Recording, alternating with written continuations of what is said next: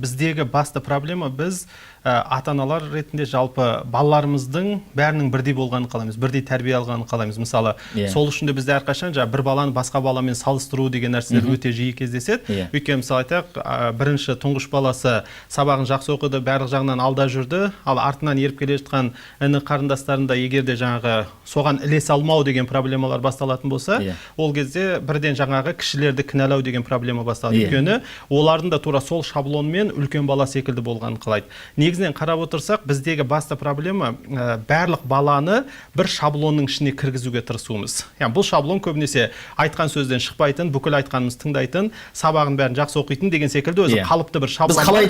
Біз қалайтын, бізге ыңғайлы болған форматты өзіміз алып аламыз. Былайша айтқан кезде мінсіз бала портретін сызып аламыз да, бүкіл балаларымызды сол портреттің ішіне кіргізгіміз келеді. Ал бұл мүмкін емес нәрсе. Өйткені Алла тағала 5 баланы жаратқан кезде әрқайсысын әртүрлі жаратқан. Әрқайсының өзіне тән потенциалы бар, өзіне тән артықшылықтары бар, өзіне тән кемшіліктері бар, өзіне тән ерекшеліктері бар, мысалы қабілеттері бар, қызығушылықтары бар.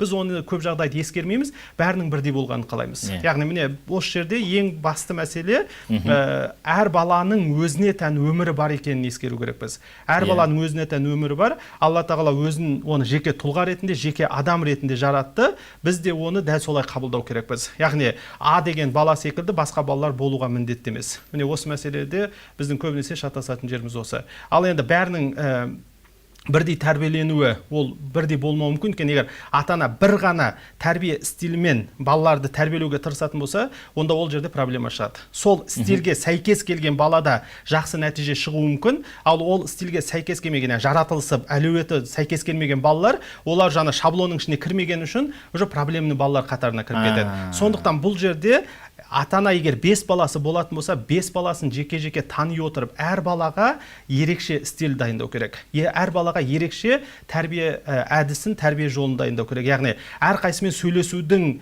әрқайсына әсер етудің жолы әртүрлі болып есептеледі.